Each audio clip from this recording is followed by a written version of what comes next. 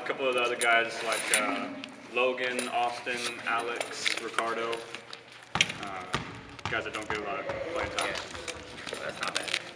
Um, If they have two big guys, then we're in trouble. My name's Max Johnston, and I'm the DFW Freewheelers head coach, and I also get to help be the assistant coach for the UTA Moving Mavs. I graduated from UTA in 2011 with a degree in broadcast journalism, and all throughout my undergrad career I worked with the Moving Mavs.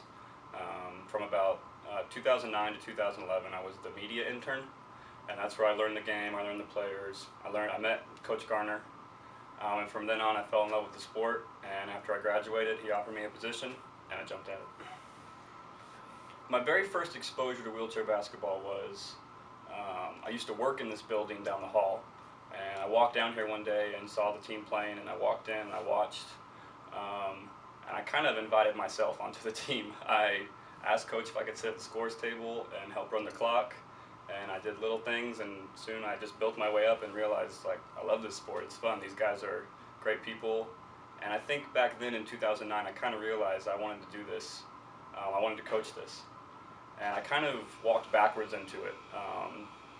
Arlington, the Dallas-Fort Worth area, has a community team, the DFW Freewheelers, and they were a little bit unorganized, and Coach Garner said they needed someone to coach them, and I was really interested, and so it was just luck, timing. I was in the right spot at the right time.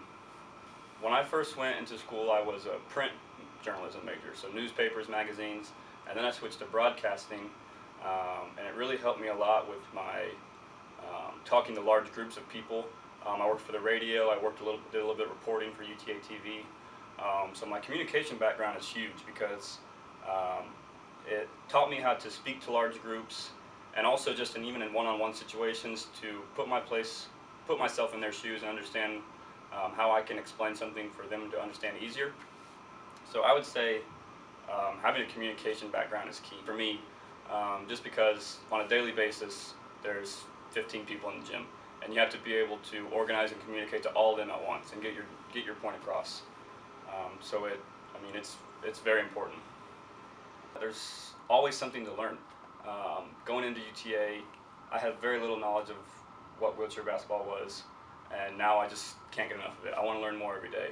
So I think academically, I really dedicated myself as a journalist when I was in school to learning about this sport.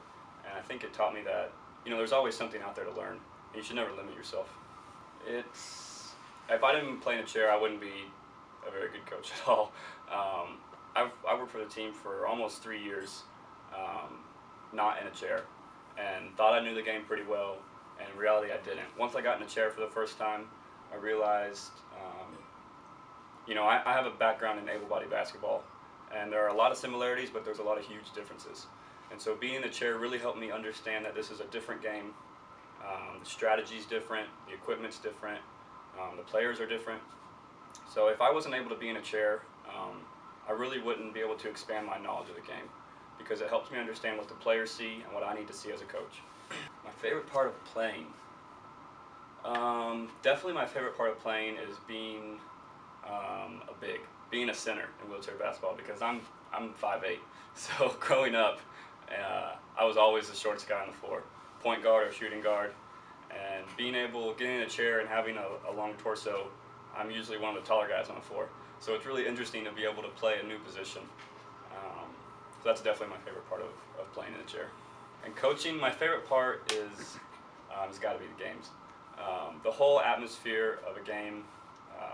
This is my first coaching experience on any level, of any sport. So that was a blast to learn, because there's so much going on. There's the game, there's the bench, there's the stands, there's the referee, and you really have to learn how to balance all of it. And I just kind of get a rush. I love it.